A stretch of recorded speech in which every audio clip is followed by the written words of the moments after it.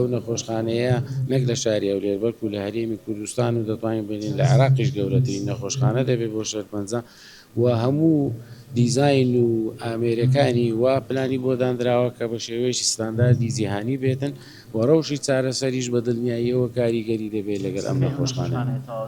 ئەو نەخۆشخانە خۆی لە پلاندایە بە ماوەی 3 ساڵ تەواو بکرێتن، بەڵام دەتوانین بڵێن تۆزێک لە کاتەکەی خۆی کردەوەی دانراوە تۆزێک لە پێشتریش کارەکان دەکرێت چکە زۆر بە خێرایی دەکرێتن. ئێستا ماوەی ساڵێکە دەست پێکراوە بۆ ئەوەی لە بەردی بناوەوە تاوەکو ئەوڕۆ هەیکەلی نەخۆشخانەکە تەواو بووە و دەست بەوە کراوەکەوە فینیشینگ و پێداویستیەکانی تری بینا بکرێن. کەوتۆتە ناو شاری هەولێری و خۆشەویست و نزیک شەقامی 120 مەتریە لای بڵێن ڕێگای پیرماڵ.